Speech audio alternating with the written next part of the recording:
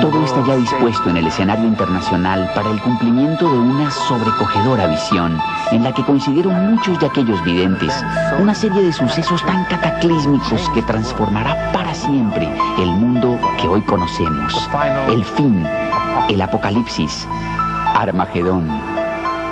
Ahora bien, si uno quiere conocer el futuro, concretamente qué va a ocurrir, por qué, dónde, incluso cuándo, es imperativo escudriñar las miles de profecías registradas en este libro, la Biblia.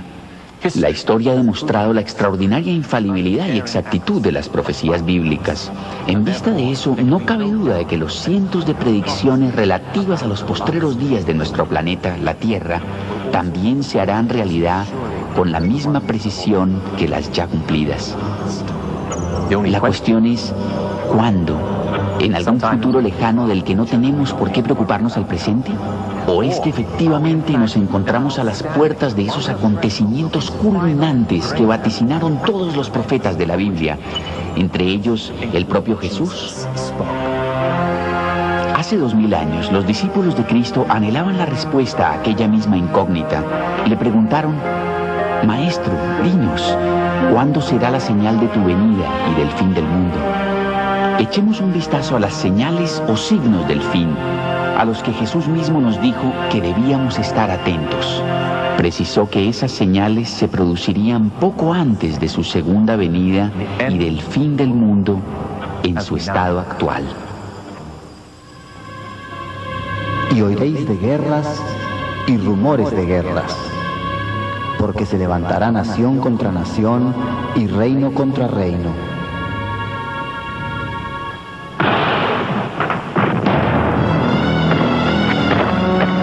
Ningún otro periodo de la historia ha conocido una escalada bélica como la registrada en el siglo XX. La Cruz Roja estima que más de 100 millones de personas han perecido desde comienzos de siglo a causa de las guerras. Hasta 1914, los conflictos armados nunca habían tenido alcance universal. Sin embargo, la Primera y la Segunda Guerra sí afectaron todo el planeta. Desde la Segunda Guerra Mundial, la conflagración que garantizaría el fin de todo conflicto armado, han estallado numerosas guerras y cientos de alzamientos y revoluciones. La cifra de muertos en enfrentamientos bélicos desde el final de la Segunda Guerra Mundial supera ya los 23 millones.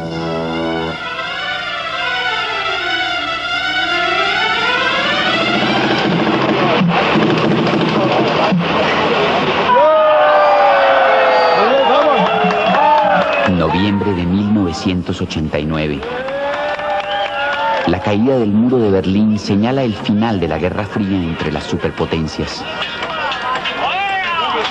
No obstante, en lugar de la ansiada paz, se produjeron más guerras y rumores de guerras en todo el orbe.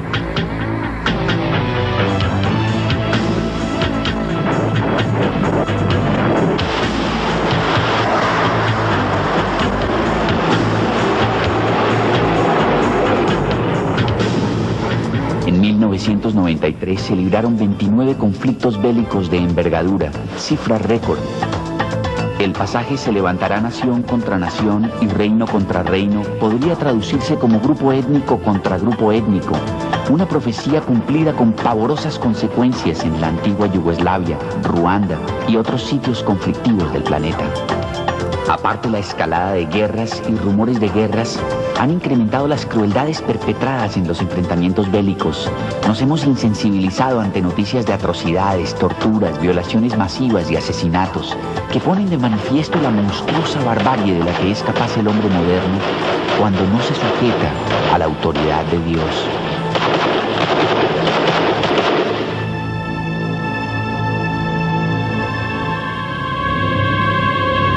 Porque se levantará nación contra nación y reino contra reino, y habrá hambres.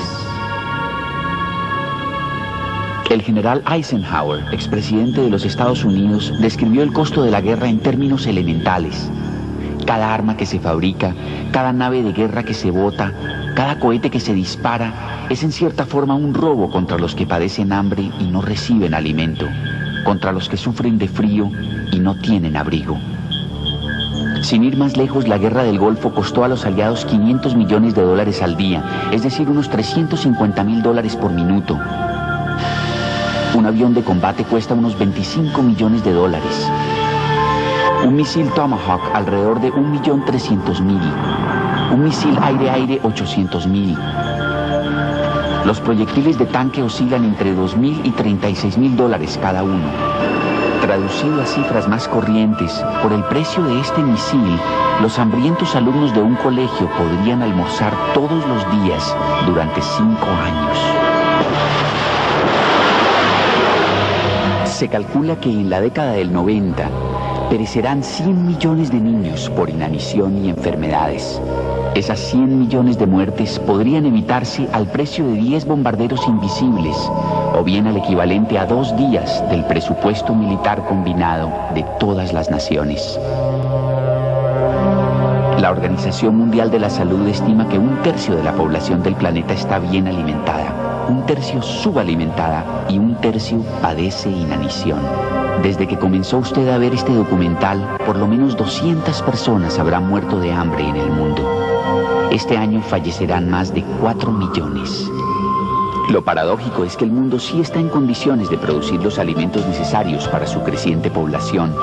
Si bien ciertas hambrunas obedecen a flagelos naturales, estos niños probablemente están desnutridos a causa de la inhumanidad imperante, evidenciada por las guerras, los embargos y la corrupción, así como la dominación económica derivada de las descomunales deudas contraídas por muchos países en vías de desarrollo con acreedores internacionales. Estos últimos indujeron a los gobernantes de aquellos países a solicitar abultados préstamos y ahora los mantienen subyugados mediante el cobro de exorbitantes intereses que garantizan la cada vez más aguda miseria de los endeudados y el continuo enriquecimiento de los prestamistas. Mientras esos niños mueren de inanición, los países prósperos de Occidente queman millones de toneladas de alimentos todos los años para mantener altos los precios. El hambre es por norma general resultado de la corrupción y rapacidad del hombre y de su indiferencia por la suerte de su prójimo. Y habrá hambres y pestes. Pestes. Se podría decir que la ciencia moderna ha logrado eliminar el miedo a las pestes. No obstante, hoy en día nos hallamos al borde de un azote mortífero que bien podría cobrar más vidas que todas las pestes que han afectado hasta ahora a la humanidad. Se trata de la epidemia del SIDA. Al presente, el virus VIH, causante del SIDA, ha infectado a unos 14 millones de personas de todo el mundo. En 1993, el SIDA pasó a ser en Estados Unidos el principal agente causal de la muerte de hombres entre 20 y 45 años. Se calcula que para el año 2000, 24 millones de personas ya habrán manifestado síntomas de SIDA. A estas se sumarán otras 100 millones infectadas con el virus VIH. Sin embargo, el SIDA no es la única peste moderna que azota a la humanidad. Hoy en día existen 100 tipos de cáncer prácticamente desconocidos para nuestros antepasados, que causan la muerte de 5 millones de personas al año. Se cree que el marcado incremento de casos de melanoma, un cáncer de la piel particularmente virulento, es producto de la reducción de la capa de ozono que filtra gran parte de la radiación ultravioleta del sol. La recesión mundial ha dejado a muchas personas desamparadas y sin hogar y ha hecho estragos en los sistemas de salud de muchos países. Se han producido alarmantes rebrotes de enfermedades que la ciencia moderna consideraba erradicadas. En ciertas zonas de la India y la antigua Unión Soviética han surgido epidemias de tifoidea, difteria y hasta de la peste negra. Nuevas y devastadoras mutaciones de la malaria, la tuberculosis y el cólera cobran resistencia a todo antibiótico conocido y cegan la vida a millones de personas. Los microbios causantes de la neumonía, infecciones óticas infantiles, etc., se transmutan y no responden ya a tratamientos tradicionales. Se cierne así sobre la humanidad la amenaza de una siniestra era posantibiótica, en la cual las infecciones más inocuas podrían transformarse rápidamente en enfermedades mortales. Jesús dijo que una profusión de pestilencias o enfermedades señalaría la época de su regreso.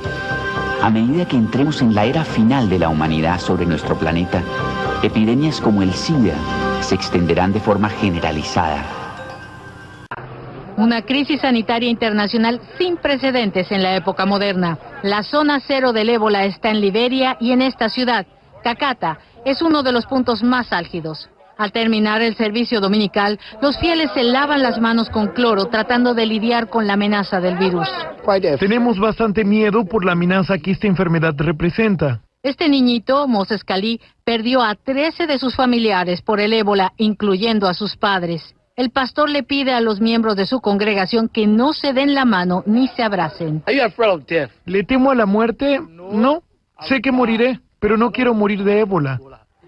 Entre tanto, en la capital Monrovia, una oración antes de que la brigada de salud vaya por los distintos barrios en busca de cadáveres. Pero toda esta indumentaria protectora no le puede impedir al personal conmoverse por las escenas con las que se encuentran, como la de un bebé que buscaba la leche de su madre, que ya estaba muerta. Tomé la llave y abrí la puerta. Entré y vi a un bebé de 6 meses tratando de tomar leche de su madre que había muerto. Ella estaba boca abajo en el piso, pero el bebé igual succionaba la piel de ella. Inmediatamente comencé a llorar. Luza Cané, la mujer que está en esta bolsa, es una de las casi 1.500 personas que se sospecha murieron de ébola. En solo 3 semanas, la cifra de casos ha aumentado un 52%. Una de las razones principales es que muchos hospitales han cerrado ante el temor de que su personal se contagie. Eso ha obligado entonces a los enfermeros a quedarse en casa, donde pueden infectar a otras personas.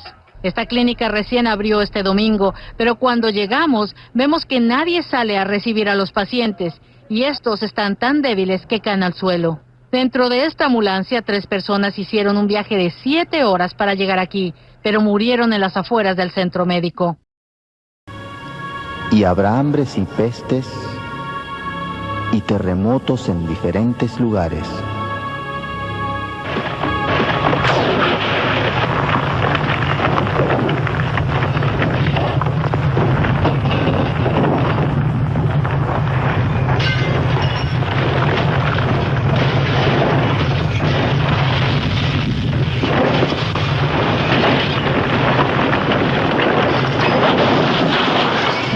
De marzo de 1964. Alaska es devastada por un gigantesco terremoto que registró 8,4 en la escala de Richter.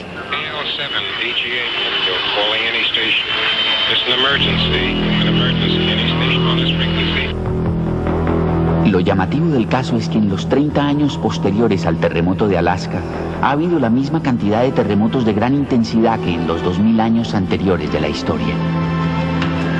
Según el almanaque mundial, entre los años 1000 y 1800 no se produjeron sino 21 terremotos de gran magnitud.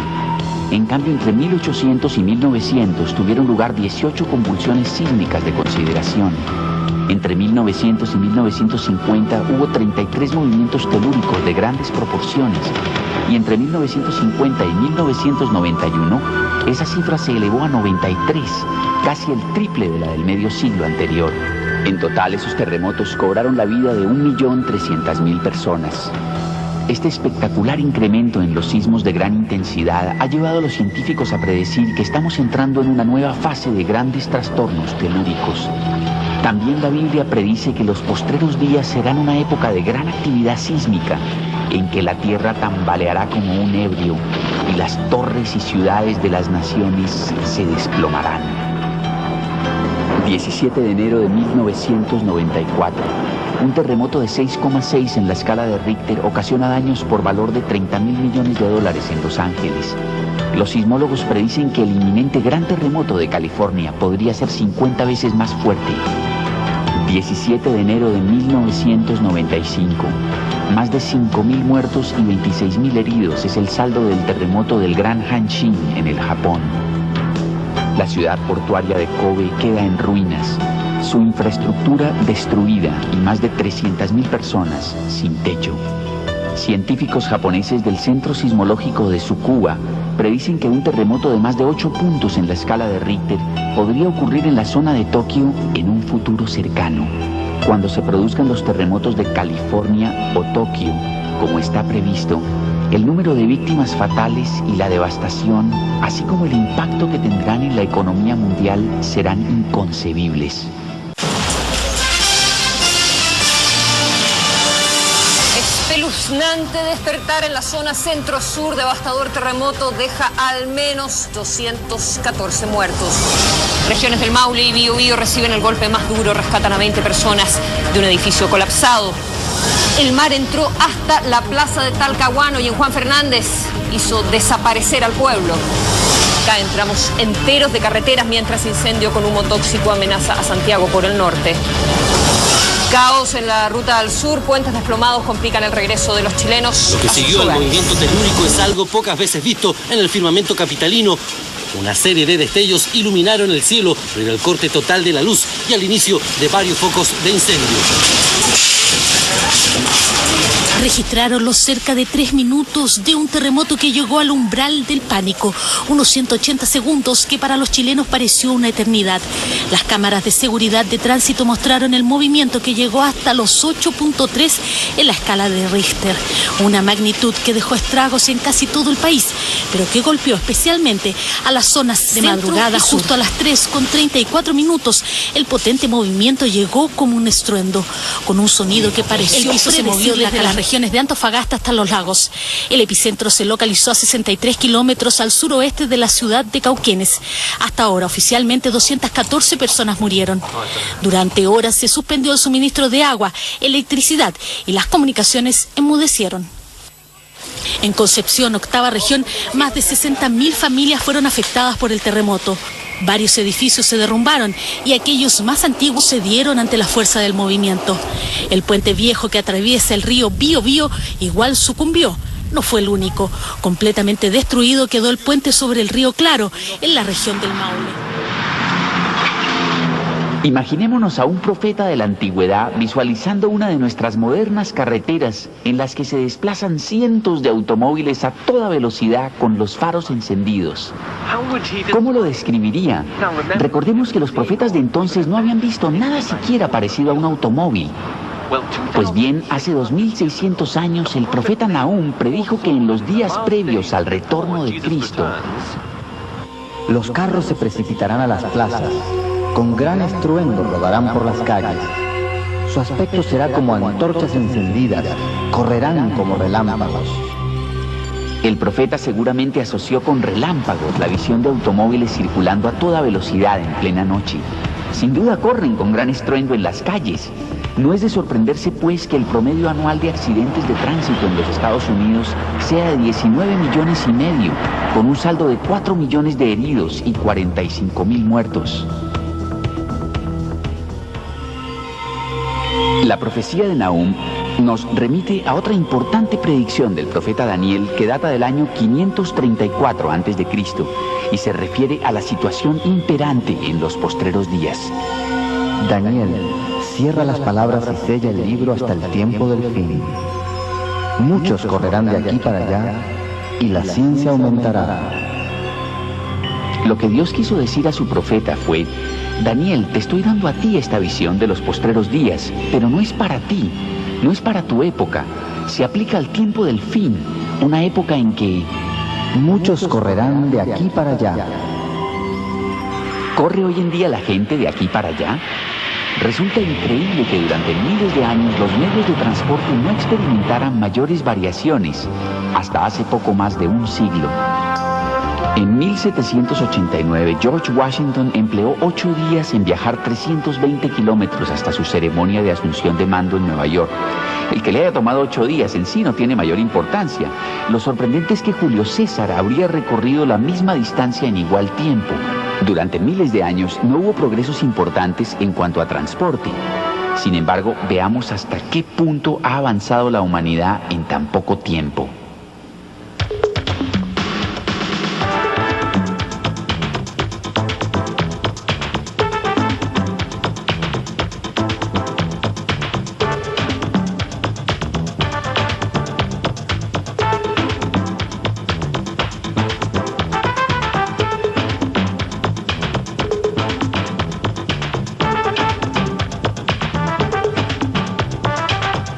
Además capaz de conducir a velocidades vertiginosas. En un jet, el hombre moderno es capaz de circunvolar el planeta en 24 horas y en una nave espacial en 80 minutos. En nuestra época, la gente viaja con más asiduidad que nunca.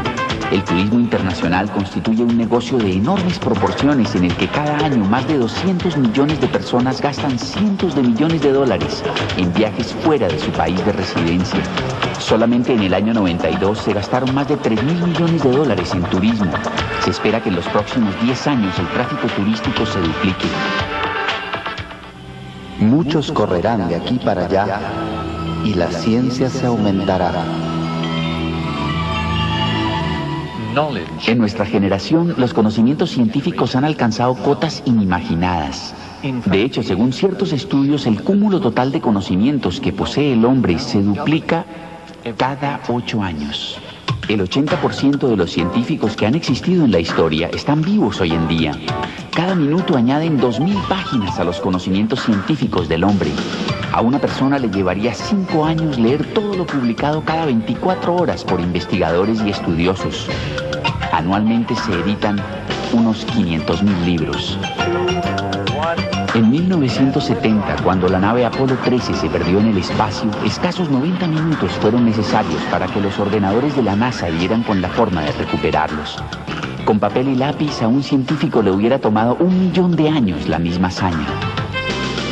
No obstante, desde 1970 la informática se ha desarrollado con tal vertiginosidad que si la industria automotriz hubiera avanzado al mismo ritmo, hoy en día se podría comprar un Rolls Royce a $3. Para colmo, cabrían 8 sobre la cabeza de un alfiler. El principal componente electrónico de las computadoras, el transistor, se inventó en 1948 en los laboratorios Bell.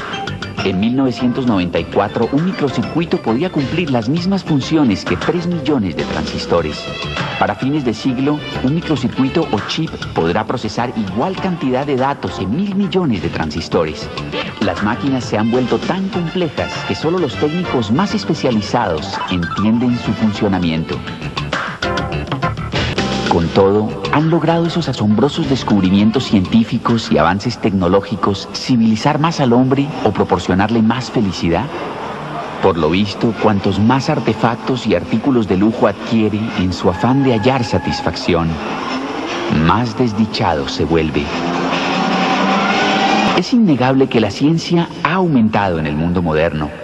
Pero aunque los llamados países desarrollados afirman contar con los sistemas educativos más avanzados y costosos de la historia de la humanidad, la última generación que han producido, como es el caso de los Estados Unidos, es la más desorientada, ignorante y violenta de todas. En el capítulo 24 de San Mateo, versículo 37, Jesús profetiza que como en los días de Noé, así será antes que Él regrese.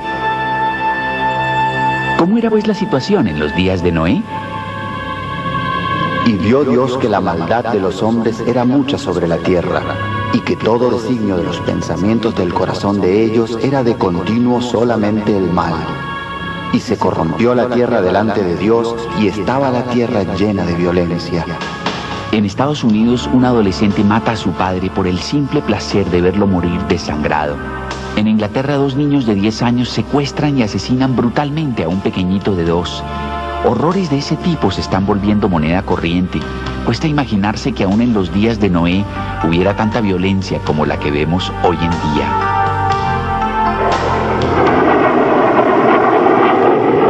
Vietnam. Los norteamericanos lloran la muerte de 58.000 jóvenes tras 8 años y medio de combates. Sin embargo, el índice de homicidios en las calles de las ciudades norteamericanas es 4 veces esa cifra.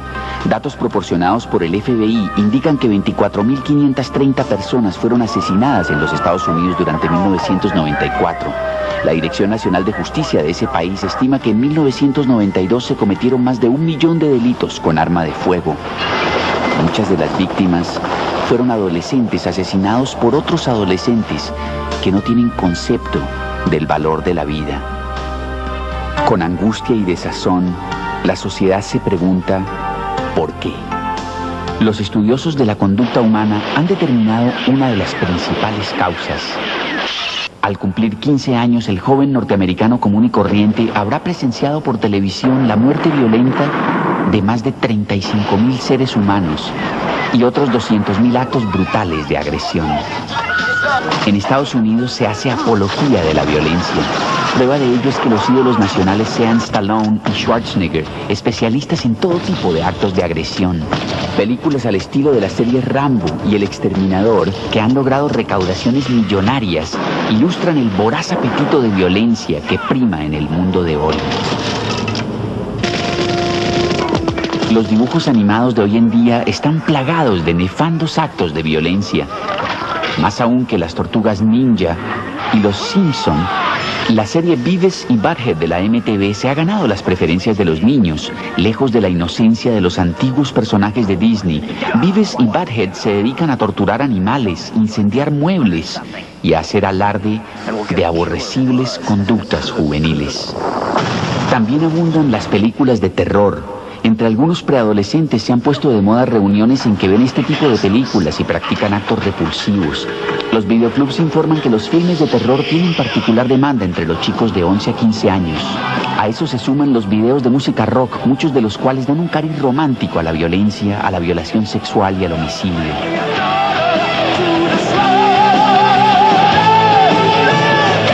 Entre los 12 y los 17 años, un adolescente norteamericano escucha y ve un promedio de 11.000 horas de videos de rock, es decir, más del doble del tiempo que pasa en el colegio. El fruto de todo esto es que en la era del rock and roll, los delitos violentos protagonizados por gente joven han aumentado en más de 10.000%. Actualmente en los Estados Unidos se comete un delito con agresión cada 25 segundos. Se asalta una casa cada 9 segundos. Cada 6 minutos una mujer sufre una violación y cada 25 minutos se comete un homicidio. Lo único positivo de esta pavorosa ola de violencia es que, según la Biblia, viene a ser una más de las tantas señales inequívocas de la segunda venida de Jesucristo, a partir de la cual se pondrá un alto definitivo a la violencia y la crueldad irracionales, y la guerra misma será abolida. Y por haberse multiplicado la maldad, el amor de muchos se enfriará. Esta profecía de Jesús acerca del tiempo del fin se cumple a cabalidad en la generación egocéntrica y hedonista de hoy en día. La maldad abunda más que en ninguna otra época de la historia. Nadie podrá negar que el amor entre la gente se ha enfriado. En los Estados Unidos el 50% de los matrimonios acaban en divorcio, a consecuencia de lo cual 1/4 de los niños nacidos en ese país no viven con ambos padres. Otro pasaje de la segunda epístola a Timoteo dice que en los postreros días el hombre perdería su afecto natural. En la época del Antiguo Testamento, algunas de las naciones paganas también adolecían de afecto natural, a tal punto en que era muy común que las madres practicasen un antiguo rito que, según la Biblia, consistía en hacer pasar a sus hijos por el fuego. Se refería a la práctica de ofrecer a sus recién nacidos a Moloch, un gigantesco ídolo que tenía brazos móviles con bisagras en los codos y una enorme boca que se abría, dentro de la cual ardía un fuego abrasador. Mediante este método se libraban egoístamente de los niños que no querían. Pese al grado de civilización alcanzado en este siglo, los métodos de nuestra sociedad moderna no son menos barbáricos. Si bien la embriología ha demostrado que la vida comienza en el momento mismo de la concepción, todos los años en clínicas y hospitales, millones de neonatos indefensos son asesinados en el vientre de su madre. La palabra de Dios dice: aún en tus faldas se halló la sangre de los pobres, de los inocentes. No la hallé buscando en lugares secretos, sino sobre todos estos. En los Estados Unidos el aborto constituye un negocio que recauda $700 millones al año. Todos los días se abortan un promedio de 4.257 seres humanos en dicho país, es decir, 1,5 millones al año. Por cada 5 nacimientos que se producen hoy en día en el mundo, se practican 2 abortos. Cada año en todo el mundo se asesinan 54 millones de niños nonatos dentro del vientre de su madre. Si bien es posible que algunas mujeres recurran al aborto por motivos no egoístas, colectivamente el aborto es uno de los principales pecados por los que Dios va a castigar a esta última generación. Otro de ellos es la sodomía. Sodoma y Gomorra. Hace ya años, cuando se estrenó la película La Biblia, probablemente causó estupor entre el público la escena descarnada en que los hombres de Sodoma pretendían abusar sexualmente de los seres angélicos enviados para advertir a Lot de la inminente destrucción de la ciudad. Bring them out, that we may know them. Asimismo, como sucedió en los días de Lot, el día que Lot salió de Sodoma, llovió del cielo fuego y azufre, y los destruyó a todos. Así será el día en que el Hijo del Hombre se manifieste. En este pasaje, Jesús aporta una clave más acerca de la situación y tendencias reinantes en la época que precedería a su regreso: la propagación de la sodomía u homosexualidad masculina. No cabe duda de que los valores morales del mundo contemporáneo son coincidentes con los que imperaban en Sodoma y Gomorra durante los días de Lot. La Suprema Corte, pero de Estados Unidos, ha tenido una declaración constitucional histórica sobre los matrimonios entre personas del mismo sexo en los 50 estados del país. Esta decisión histórica, en donde las parejas homosexuales solo tenían derecho a casarse en 36 estados, pues ya está permitido en los 50 estados del país. Esta mañana el presidente Barack Obama dijo que la decisión de la Suprema Corte constituye una nueva victoria para la Casa Blanca y un gran paso hacia la igualdad. En su mensaje destacó que las parejas del mismo sexo tienen ahora derecho a casarse como cualquier otra. El Espíritu dice claramente que en los postreros tiempos algunos apostatarán de la fe, escuchando a espíritus engañadores y a doctrinas de demonios. En Estados Unidos, esta apostasía se consumó en 1963, cuando en los colegios se prohibieron la Biblia y la oración. Hoy en miles de esos mismos colegios se dictan cursos de hechicería y con reconocimiento oficial. Se calcula que existen en Estados Unidos unos 200.000 brujos practicantes. Sumado a eso, millones de norteamericanos participan una que otra vez en alguna forma de ocultismo, espiritismo, demonología o magia negra. Datos estadísticos indican que en los últimos 4 años las ventas de libros sobre ocultismo se han duplicado.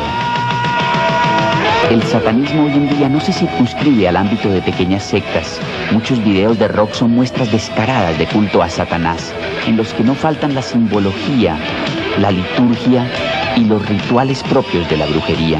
Millones de jóvenes han caído bajo su perversa influencia, atormentan a la gente joven, arrastrándola a la demencia y a la subcultura de mayor difusión entre los adolescentes de muchos países. Y la brujería y el ocultismo, una de las religiones de más rápido crecimiento en el mundo. Luego de exponer ante sus discípulos que algunos de los fenómenos que acabamos de ver, guerras, hambres, plagas y terremotos, serían evidencia del principio de dolores, sería el advenimiento del tiempo del fin. Y será predicado este Evangelio del Reino en todo el mundo, para testimonio a todas las naciones. Y entonces vendrá el fin. El Almanaque Cristiano de 1990 informa que se ha anunciado el Evangelio a más de 4.000 millones de personas y que existen iglesias cristianas en la totalidad de los 251 países del mundo. Cada año se distribuyen unos 4.000 millones de folletos del Evangelio y 120 millones de Biblias. La Biblia entera o porciones de la misma se ha traducido a unos 2.062 idiomas y está al alcance de más o menos el 98% de la población mundial. El Evangelio se anuncia desde más de 2.000 emisoras de radio y televisión cristianas. Aparte de eso, miles de emisoras netamente seculares ponen en el aire programas religiosos. Jamás en la historia se ha anunciado el Evangelio en todo el mundo, a todas las naciones, como en la época actual. Al presente, todos los países de la tierra han oído la buena nueva, tal como Jesús profetizó que ocurriría antes del fin. Si su vaticinio es acertado y la Biblia veraz, resulta innegable que actualmente vivimos en el tiempo del fin.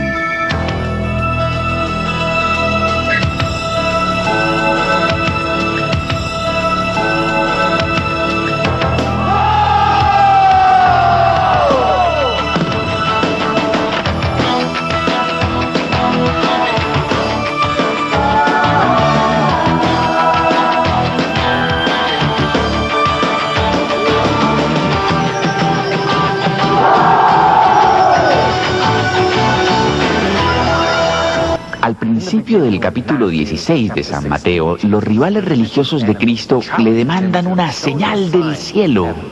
Él les responde: cuando anochece decís, buen tiempo, porque el cielo tiene arreboles, y por la mañana, hoy habrá tempestad, porque tiene arreboles el cielo nublado. Hipócritas, que sabéis distinguir el aspecto del cielo, mas las señales de los tiempos no podéis. La tecnología moderna ha perfeccionado enormemente nuestros métodos para pronosticar el tiempo, pero somos por ello menos ciegos a los ominosos signos de los tiempos en que vivimos. Así también vosotros, cuando veáis que suceden estas cosas, sabed que está cerca el reino de Dios. De cierto os digo que no pasará esta generación hasta que todo esto acontezca.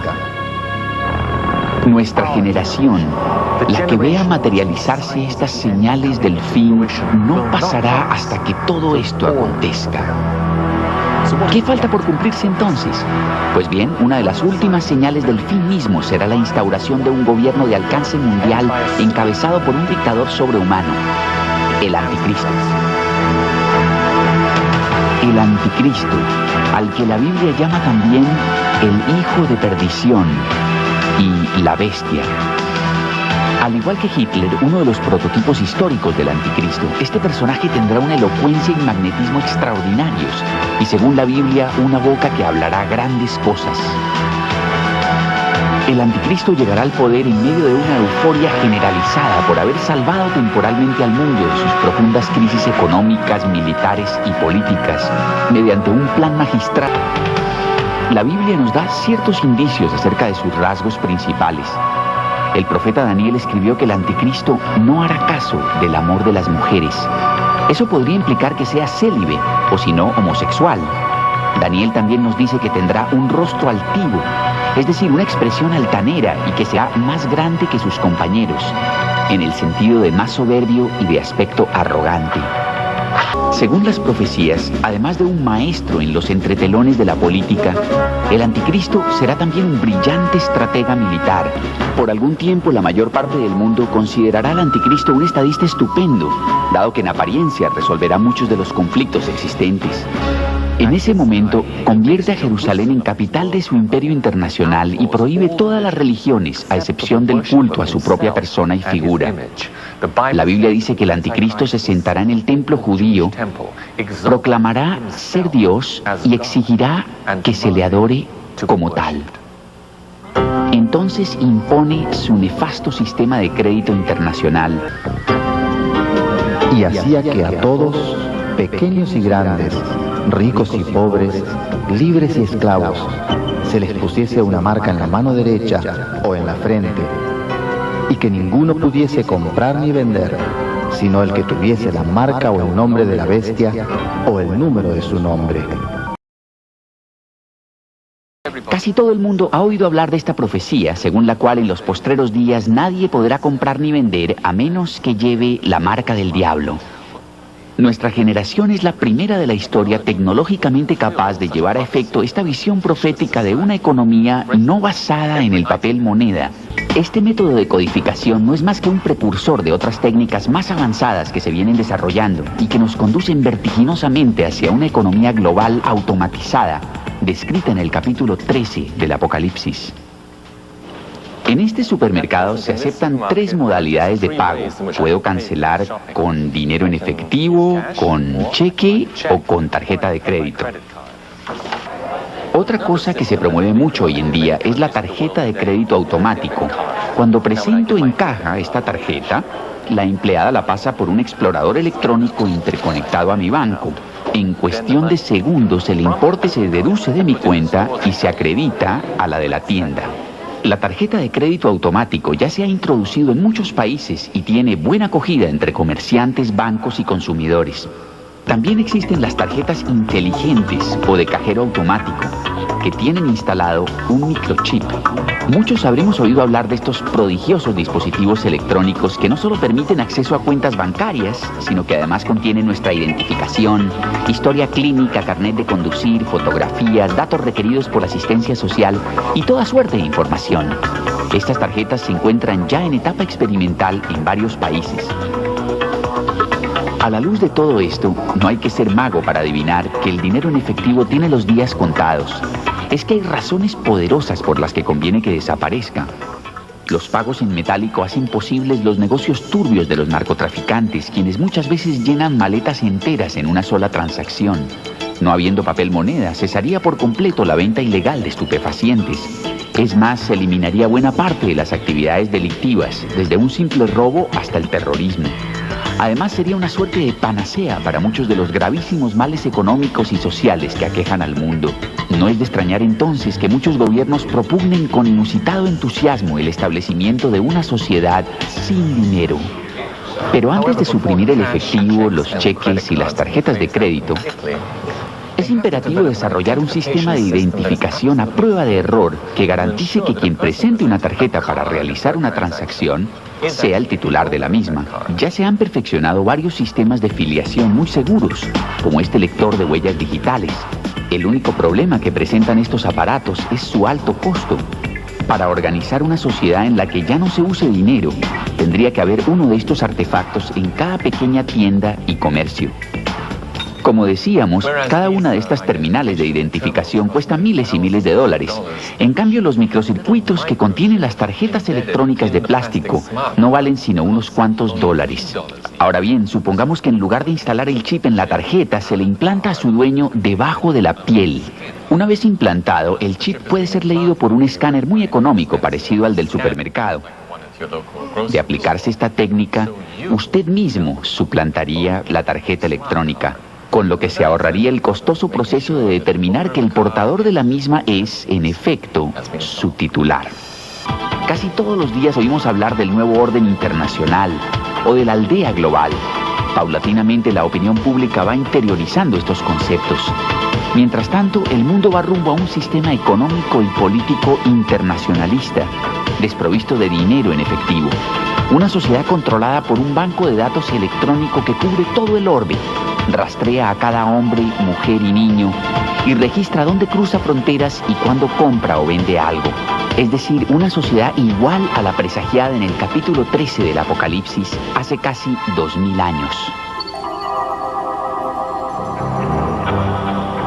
Si alguno adora a la bestia y a su imagen y recibe la marca en su frente o en su mano, él también beberá del vino de la ira de Dios, que ha sido vaciado puro, y el humo de su tormento sube por los siglos de los siglos. Este castigo puede parecer muy severo por el solo hecho de aceptar una marca que permita la compra de víveres. Sin embargo, esta profecía indica que hacerse colocar la marca de la bestia no es una decisión meramente económica, sino que equivale a aceptar y rendir culto al anticristo, un hombre poseído por Satanás, y supone una declaración de lealtad a su régimen mundialista antidios. Y se le permitió infundir aliento a la imagen de la bestia para que la imagen hablase e hiciese matar a todo el que no la adorase. La Escritura predice que hablará y que hará matar a todo el que no la adore. Jesús dijo que cuando viéramos esa imagen emplazada en el lugar santo, comenzaría un periodo de gran tribulación. Las fuerzas del anticristo, empeñadas en acabar con todos los que se nieguen a aceptar la marca de la bestia. La Biblia describe con asombrosa precisión cuánto durará este periodo de gran tribulación. Lo expresa en años, meses y días. 3 años y medio, 42 meses o 1260 días. Eso significa que a partir del día en que el anticristo erija su imagen en Jerusalén, comenzará la cuenta regresiva hasta la segunda venida de Jesucristo y sabremos exactamente cuántos días faltan.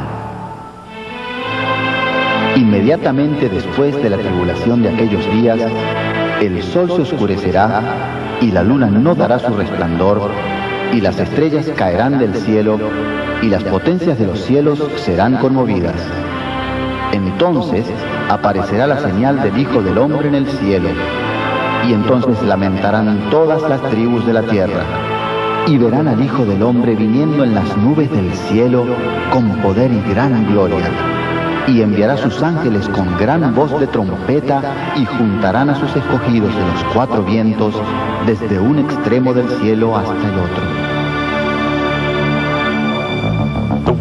La tribulación y el terror que desatará el anticristo en la hora más oscura de la historia acabarán bruscamente con la más gloriosa alborada, cuando Jesucristo mismo regrese para recoger y llevarse a sus hijos.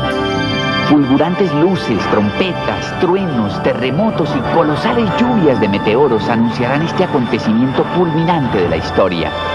Los hijos de Dios de todas las épocas resucitarán con cuerpos gloriosos sobrenaturales. Súbitamente se levantarán de sus tumbas y ascenderán para encontrarse con Jesús en el aire. Los cristianos que aún estén con vida serán transformados y se elevarán de la tierra atravesando techos, edificios y automóviles hasta alcanzar las nubes, donde se reunirán con el Señor. Con estas imágenes pinta la Biblia la segunda venida de Cristo, quien arrebata a sus hijos del alcance de sus viles perseguidores, los partidarios del anticristo. Mientras tanto, en la tierra se derrama la pavorosa ira de Dios. Sobre las fuerzas del anticristo será un periodo tan espeluznante que la Biblia dice que los hombres buscarán la muerte, pero no la hallarán. Luego, poco después de la segunda venida de Cristo, descenderán las huestes del cielo encabezadas por Jesús para acabar con el anticristo y destruir su imperio mundial en la imponente batalla de Armagedón. La aniquilación del anticristo y sus ejércitos se producirá en el valle de Megiddo y sus alrededores, cerca de Haifa, Israel.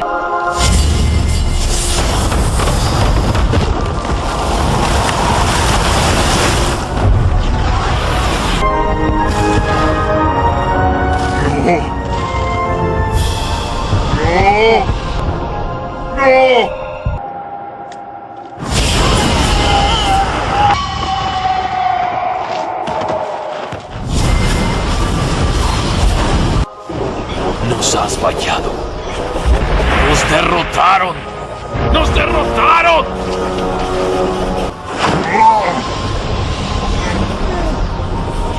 ¡Nazareno! ¡Nazareno! ¡Nazareno! ¡Nazareno! ¡Tú eres el Señor!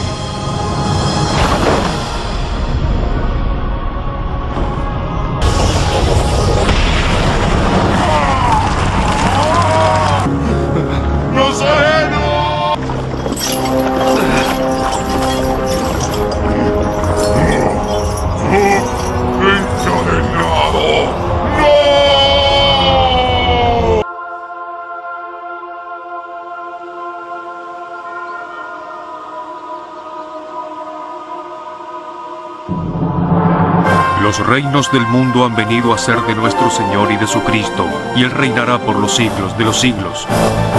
Jesús, Rey de Reyes y Señor de Señores, junto a sus huestes celestiales, tomará el mundo por la fuerza para gobernarlo rectamente, lo que habría sucedido desde un principio, de no haber desobedecido el hombre a Dios y emprendido con egoísmo su propio camino.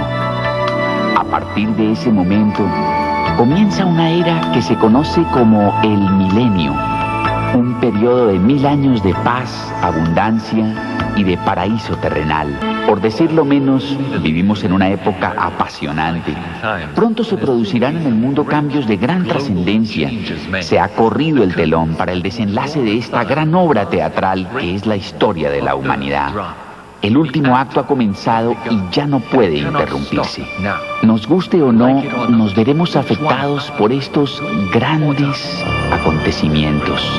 Ha dado comienzo la cuenta regresiva que culminará en Armagedón.